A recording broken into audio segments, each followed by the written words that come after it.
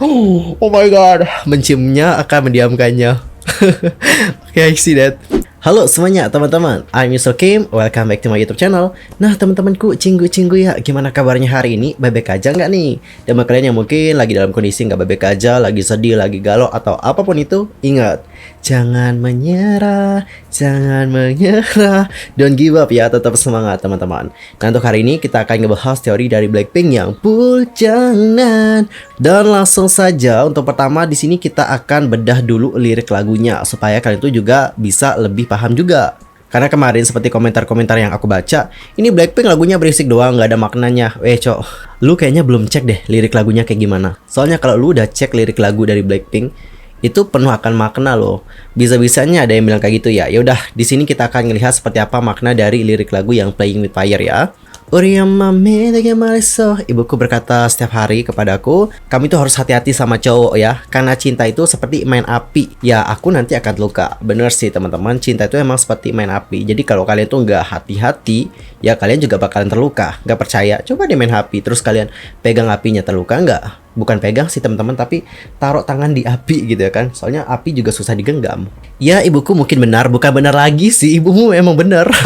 Karena saat aku ngelihat kamu, hatiku jadi panas loh. Karena bukannya takut, ketertarikan padamu akan lebih besar. Benar sih, kalau kalian mungkin sudah merasakan yang namanya cinta ya kan. Yang sudah merasakan yang namanya cinta juga pasti merasakan hal yang seperti ini. Jadi di saat kalian itu sudah suka sama seorang, gak tau kenapa ya, tubuh kalian tuh bakalan jadi lebih kayak hangat, lebih kayak jadi panas gitu. Kayak gimana gitu panasnya teman-teman. Yaps, bener sih, aku setuju sama yang satu ini.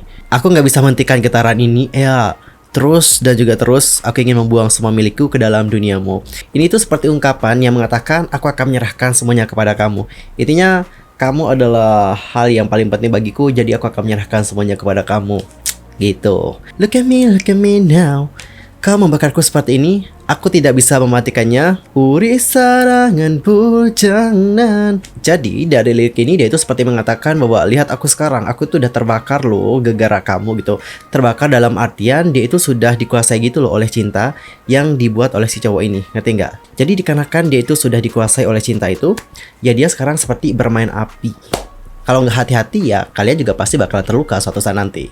Next, cintaku sedang terbakar, now burn baby burn, bujangan. Cintaku sedang terbakar, bla bla bla. Jadi jangan bermain denganku boy, bermain api. Yang aku dapat simpulin dari lirik ini adalah kayak gini. Jadi dikarenakan sekarang cintanya kan udah membara banget ya kan, udah ngeburn banget gitu. Ya dia di sini ngingetin cowoknya, jangan main ya sama aku ya. Lu kalau mau sama gua, lu harus serius. Lu harusnya ke gua gitu. Jangan selingkuh klub. Kayak gitulah salah satu contohnya. Oh no, aku sudah datang terlalu jauh. Tiba-tiba semua ini adalah sebuah permainan lagi. Cinta itu seperti api merah, oke? Bertiup angin sehingga api akan tumbuh. Aku kayak merasakan ya hawa lirik yang dinyanyikan oleh Lisa di sini. Apakah ini obat atau racun? Kayaknya itu obat sama racun deh. Ya, seperti itulah cinta. Cinta itu ibarat madu dan juga racun, teman-teman. Bahkan ibuku nggak tahu. Waduh, kenapa nih omanya nggak tahu? Apakah omanya kurang pengalaman? We don't know. Seorang perampok dalam hatiku, kenapa polisi nggak tahu? Ini liriknya agak gombal sedikit ya. Mencurahkan minyak di hatiku yang terbakar, menciumnya akan mendiamkannya. Oh my god, menciumnya akan mendiamkannya. Okay, I see that. Aku nggak tahu tapi aku merindukannya. Apa nih dirinduin ciumannya? Oke, I see. Ini adalah kecanduan masa lalu. Cinta ini retak. Warna hatiku sekarang hitam.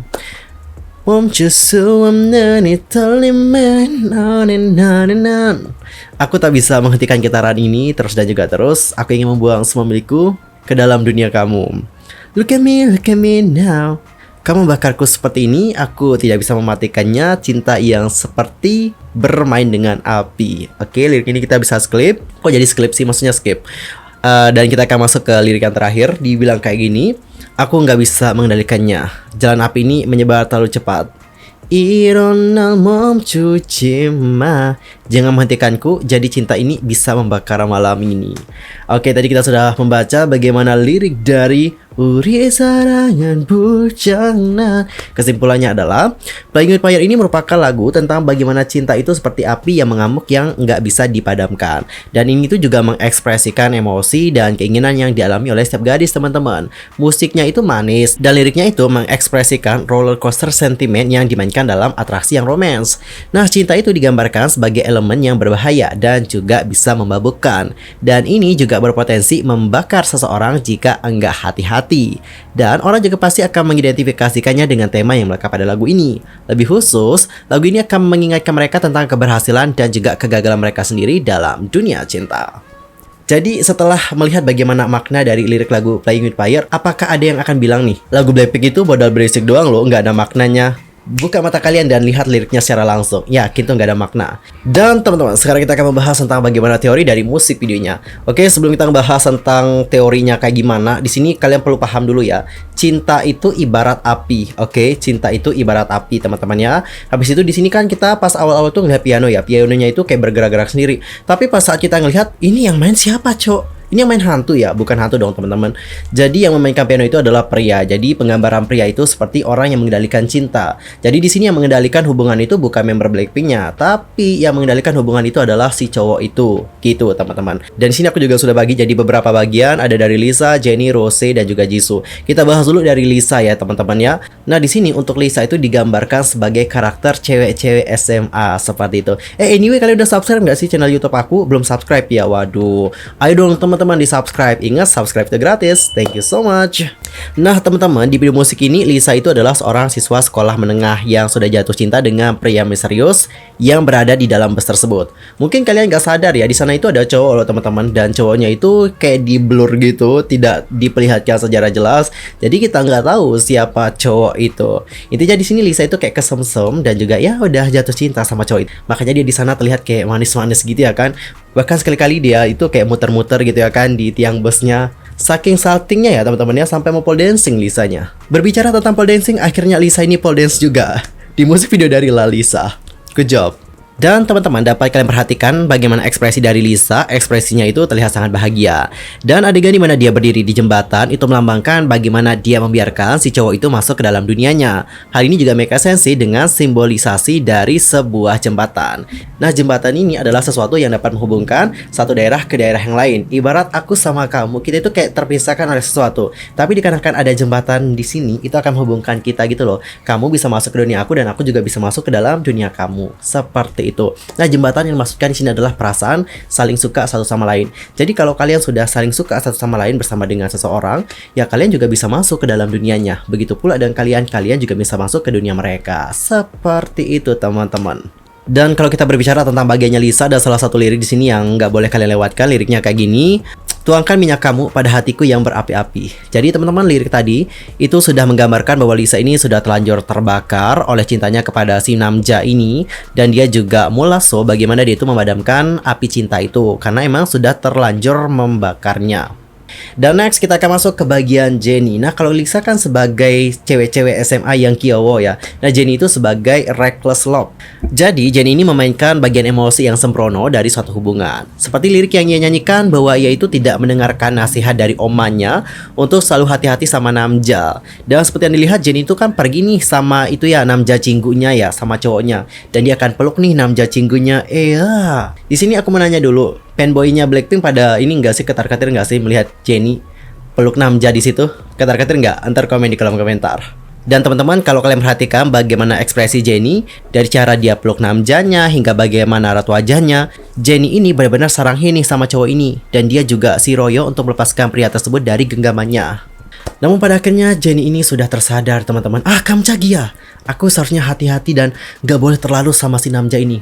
Karena teman-teman, pada akhirnya Jennie ini sudah arayo kalau cinta ini akan membuat hatinya menjadi terluka.